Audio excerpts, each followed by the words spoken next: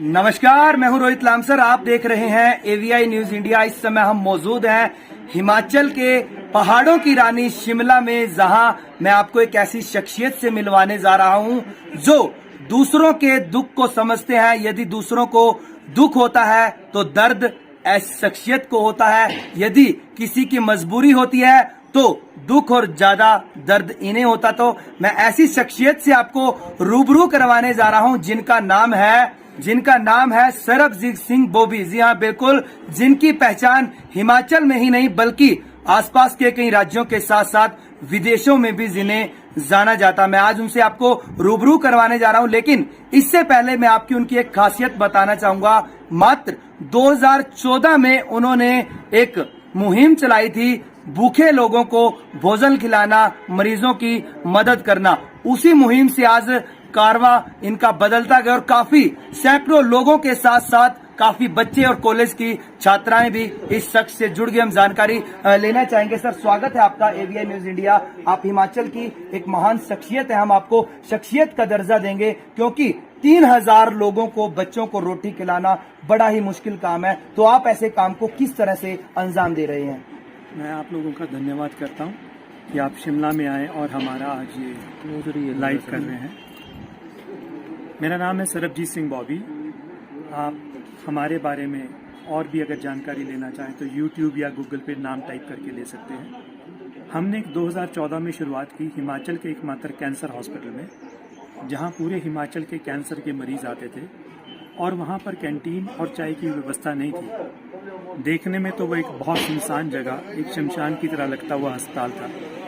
लेकिन जब हमने शुरुआत की तो हमने देखा, हमने तो चाय बिस्किट से शुरुआत की थी, धीरे धीरे लंगर शुरू कर दिया।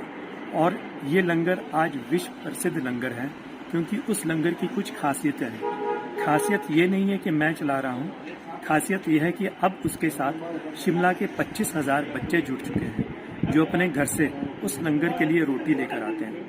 हमने इस मुहिम को कुछ ऐसे शुरू किया और मैं इस चैनल के माध्यम से बताना चाहता हूँ कि आप भी अपने शहर में ऐसा शुरू कर सकते हैं। स्कूलों में जाइए, बच्चे अपना लंच लेकर आते हैं, सिर्फ उनके पेरेंट्स को आग्रह कीजिए कि वो एक रोटी एक्स्ट्रा अस्पताल में चलने वाले किसी भी लंगर के लिए दें और वो रोटियां इकट्ठी करके जो दूर पार से लोग अपना इलाज करवाने आते हैं, विशेष तौर पर सरकारी अस्पतालों में, उनको आप भोजन की व्यवस्था करवा सकते हैं। हम तो अपना वो लंगर, दाल हम बनाते हैं, बच्चों से चपाती लेते हैं, चावल भी बनाते हैं, लेकिन घर घर से ये शेयरिंग की हैबिट जो हमने डाली है, इस हैबिट को हम वंड छकना कहते हैं। बांट कर खाने की जो व्यवस्था है उससे बच्चे बहुत कुछ सीखते हैं। जब हम एक एक रोटी इकट्ठी करनी शुरू करते हैं तो कई बच्चे 10-10 रोटियां मिलाते हैं। उनके माँ बाप इतने खुश होते हैं। जो बच्चा घर में पानी का गिलास भी नहीं उठाता था, वो अब सीख चुका है कि बांटना किसे कहते हैं। और जब वो अपने घर में अपना खाना वेस्ट करता था तब उसको एक रोटी वैल्यू पड़ती है कि एक रोटी की क्या कीमत होती है।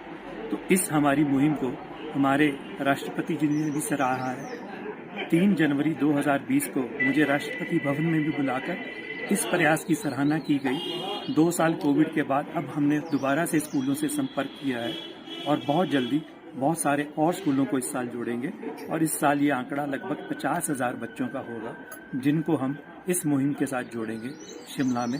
आप भी अपने शहर में इस मुहिम को चलाएं और इसको सफल बनाएं क्योंकि शेयरिंग की हैबिट लोगों से बिछड़ती जा रही है और कोविड के दौरान हमने बहुत सारी बातें ऐसी सीखी हैं कि जिसमें सेवा की जा सकती है। तो आप देख सकते हैं, काफिला चलता गया और कारवां बनता गया। किस तरह से इन्होंने 2014 में एक शुरुआत की थी। आज उसी शुरुआत से जब बच्चों का सहयोग मिला, मुहिम चलाई, तो आज 3000 से ज्यादा मरीजों तक, ज्यादा जरूरतमंदों तक खाना पहुंचाया जा रहा है। अपने आप में एक बहुत बड़ी बात है और मैं ये कहूंगा दूसरे राज्यों को ही नहीं बल्कि दूसरे देशों के लोगों को भी प्रेरणा लेने की जरूरत है क्योंकि विदेशों में आज इनका नाम है। शिमला के, हिमाचल के शिमला में आज ये अपने आप में एक इतिहास बनाए हुए हैं। तो मैं जानकारी लेना चाहूंगा सर, सुनने में आया था कि इससे पहले आपने काफी शव उठाए हैं, शव वाहन आपने चलाए हैं और जो अज्ञात शव से उनका संस्कार भी आपने किया है, आखिरी मंजिल तक आपने उन्हें पहुंचाया है। तो क्या कहना चाहेंगे सर? जो डेड बॉडीज की सेवा है वो लगभग मैं 2000 से कर रहा हूँ और लगभग 20 सालों में 5-7 हज़ार डेड बॉडियाँ, क्योंकि जो शिमला का शमशान घाट है वो काफ़ी दूर है, पैदल चलने में 1 घंटा लग जाता है। तो सन 2000 में किसी संस्था ने वो गाड़ी एक ली और उसमें ड्राइवर रखकर उसकी सेवा सुबह 10 बजे से 5 बजे तक शुरू की। लेकिन शाम को अगर कोई 5 बजे के बाद मरता था और उसको घर ले जाना पड़ता था तो कोई भी शव वाहन उपलब्ध नहीं था। तो हमने प्रयास किए, उस गाड़ी को पूरी रात चलाना शुरू किया और अपने नंबर दिए और ये धीरे धीरे सेवा बढ़ती गई। और आज मेरे पास अपनी डेड बॉडी वैन है, 5 एम्बुलेंसेज हैं, शिमला के 2 अस्पतालों में लंगर है और विश्व में एक नाम है कि जिसमें जो भी हमारे से कुछ प्रेरणा लेना चाहे, सीखना चाहे, हम उसको समझा सकते हैं कि लंगर कैसे लगाए जाते हैं और मानवता की सेवा कैसे की जा सकती है। तो आप देख सकते हैं, जिनका कोई नहीं उनके हैं सर्वजीत सिंह की यदि जरूरतमंद बच्चों की मदद की बात हो, उन्हें भोजन ग्रहण करवाने की बात हो, या फिर जरूरतमंद मरीजों को एक इलाज करवाने की बात हो, या फिर इसके अलावा आर्थिक सहायता की बात हो, हर एक मुहिम में यह बच्चों के साथ रहते हैं, मरीजों के साथ रहते हैं, हर जरूरतमंद के साथ कंधे से कंधा मिलाकर खड़े हैं। क्योंकि अकेले चले थे, जिसके बाद इनकी मुहिम को देखते हुए सैकड़ों लोग, सैकड़ों बच्चे और सैकड़ों छात्राएं, मातृ शक्ति इनके साथ, महिला शक्ति कैसे जुड़ गई। तो आज ये 3000 से ज्यादा जरूरतमंद लोगों तक भोजन पहुंचा रहे हैं। सर, आज इस मुकाम तक आज पहुंचे हैं, तो इस बीच काफी दिक्कतों का भी आपको सामना करना पड़ेगा, तो क्या साझा करना चाहेंगे? मैं ये लास्ट सवाल इनसे कर रहा हूं, लेकिन मैं आपसे अपील करूंगा, ये तस्वीरें हम आपको एवीआई न्यूज इंडिया पर हिमाचल में पहाड़ों की रानी शिमला क्षेत्र से दिखा रहे हैं, तो मैं आपसे लगातार यही अपील करूंगा, इस वीडियो को आप ज्यादा से ज्यादा शेयर कीजिएगा। सर, क्या दिक्कतें आपको इस मुकाम तक पहुंचने में, क्या कहना चाहेंगे?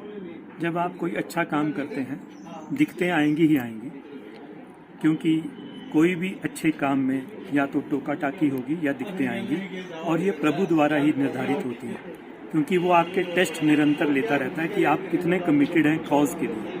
हमने कोविड का काल भी देखा, उसके बाद एक ऐसा भी काल आया कि जिसमें मैं काफ़ी बीमार हो गया पिछले साल, मेरा किडनी ट्रांसप्लांट भी हुआ, लेकिन वो लंगर बंद नहीं हुआ।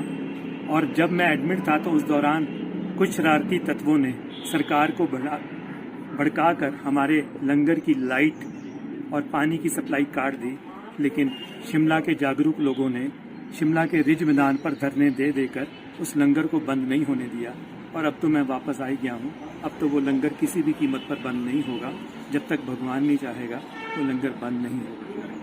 तो मैं आपसे अपील करूंगा, इस वीडियो को आप ज्यादा से ज्यादा शेयर कीजिएगा। आप खुद अंदाजा लगा सकते हैं कि किस तरह से 2014 में किस तरह से इन्होंने एक अच्छी शुरुआत की, और जिसके बाद आज किस तरह से कारवां बन गया और 3500 जरूरतमंद लोगों तक भोजन की व्यवस्था करवाई जा रही है। तो मैं आपसे अपील करूंगा, इस वीडियो को आप ज्यादा से ज्यादा शेयर कीजिएगा। और मैं एक और अपील करना चाहूंगा, दूसरे राज्यों को ही नहीं बल्कि दूसरे देशों को भी इस महान शख्सियत से प्रेरणा लेने की जरूरत है, क्योंकि यह एक आसान काम नहीं है, बहुत ही बड़ा मुश्किल काम है। तो मैं विदा देता हूं, आपसे अपील करूंगा, इस वीडियो को आप ज्यादा से ज्यादा शेयर कीजिएगा। AVI news India, Himachal.